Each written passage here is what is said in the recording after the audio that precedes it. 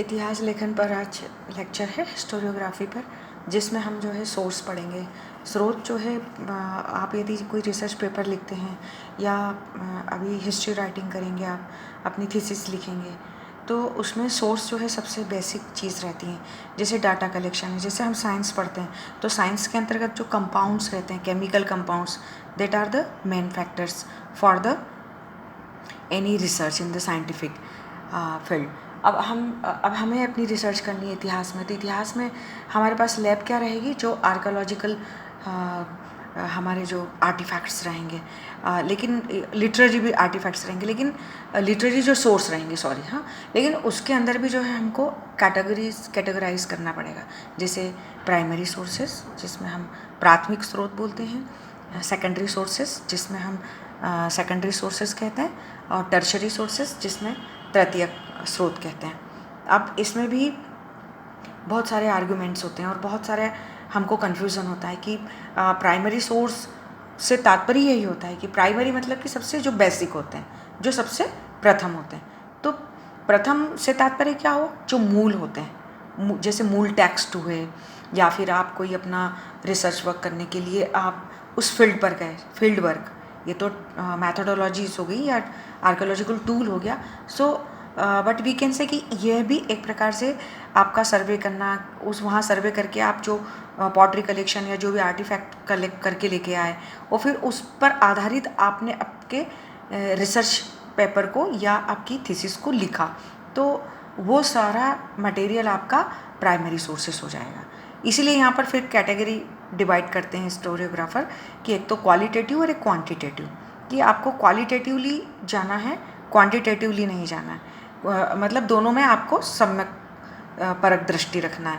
Qualitatively जाएंगे आप तो क्वालिटी वाइज जाना है, लेकिन क्वांटिटी आपको ऐसा नहीं करना है कि पूरा फैक्ट्स ही आप फैक्ट्स लेकर के आ रहे हो, सोर्सेस एंड अगेन सोर्सेस, और आपने लास्ट तक इतना मैंने देखा बहुत सारे स्टूडेंट्स ऐसा करते, इतने सारे सोर्सेज इकट्ठे कर लेते हैं और अंततः फिर वो डिसाइफर ही नहीं कर पाते, मतलब वो अपने मूल उद्देश्य से भटक जाते हैं। तो हमको कचरा इकट्ठा नहीं करना है, हमें समय समय पर ये भी देखना है कि कितना सोर्स हमारा मटेरियल इकट्ठा हो गया है और अब हमको कब अपनी कार्य योजना स्टार्ट करनी चाहिए। तो ये सारा हमको बैलेंस बनाकर रखना चाहिए। फिर उसके बाद में हम सेकेंडरी सोर्सेस उसे कहते हैं, जो द्वितीयक स्रोत वो होते हैं जो प्राइमरी सोर्स पर डिपेंड रहते हैं, प्राइमरी सोर्स पर आधारित रहते हैं, और उनके आधार पर फिर सेकेंडरी सोर्सेस बनते हैं। तो ये थोड़े से ऐसा नहीं कह सकते कि पूरे फैक्टफुली या ट्रूथफुली नहीं होते हैं, लेकिन फिर भी हमें अपने टेक्स्ट के लिए हम जो भी लिख रहे हैं, रिसर्च पेपर या अपनी थीसिस, प्राइमरी सोर्सेस का ज़्यादा उपयोग करना चाहिए। और भले ही प्राइमरी सोर्स हो, सेकेंडरी सोर्सेस हो, टर्शरी सोर्सेस हो, है ना, तो उनका एनालिसिस हमें बराबर करते रहना चाहिए, क्योंकि बाद में ये कहा गया है कि सोर्सेस ऐसा नहीं कि तथ्यपरक की हिस्ट्री हो जाए, इतने सारे सोर्सेज इकट्ठे कर लें कि बाद में गड्ढे-मड हो जाएं और फैक्ट ओरिएंटेड ही हिस्ट्री रह जाए, है ना। क्योंकि बाद में ये E.H. कार ने व्हाट इज़ हिस्ट्री में ये लिखा है कि तथ्यपरक, ऐसा नहीं कि तथ्य हो जाए तो फिर तथ्य पूरे इकट्ठे हो जाएंगे या फैक्ट्स हो जाएंगे।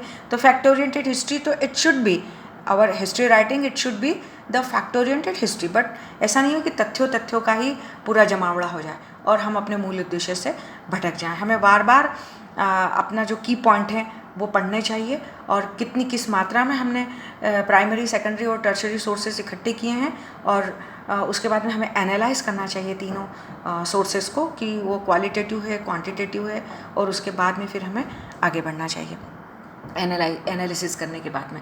फिर एक ये भी होता है कि जैसे कॉलिंगवुड ने अपनी पिजन होल स्टोरी बताई है कि ऐसा नहीं कि कबूतर खाना ही बना देना चाहिए आपको। पिजन होल स्टोरी क्या है, एक वाद है जो कॉलिंगवुड ने ये बताया था कि पिजन होल जो कंसेप्ट है कि बहुत सारे हिस्टोरियंस क्या करते हैं कि पहले एक खाका बना देते हैं सोर्सेस का, अपने एक नज़रिए का, फिर उसके अंदर जो है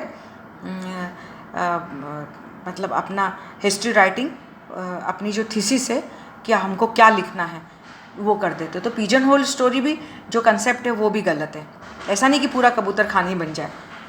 तो यहाँ पर हमको बहुत जो है एक संतुलित आधार पर लिखना चाहिए।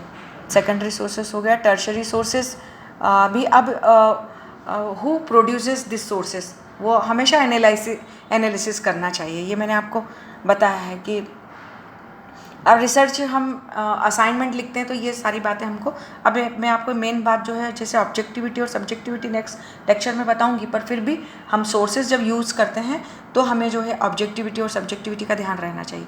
क्योंकि जब हम सोर्सेज को एनालिसिस करते हैं तो हमें ये ध्यान रखना चाहिए कि यदि हिस्टोरियोग्राफर या जो इतिहासकार है वो ऐसा तो नहीं कि बायस्ड हो गया, या हम ही कई बार बायस्ड हो जाते हैं। फॉर द एग्जाम्पल जैसे हम अपने क्षेत्र से संबंधित कोई इतिहास लिख रहे हैं तो हमने सोर्सेज सारे उसी स्थान से जो है उसको महिमा मंडन करने के लिए सोर्सेस वहीं से इकट्ठे कर लिए, तो ये जो है विषयनिष्ठ इतिहास हो जाएगा, अर्थात सब्जेक्टिविटी इसके अंतर्गत आ जाएगी।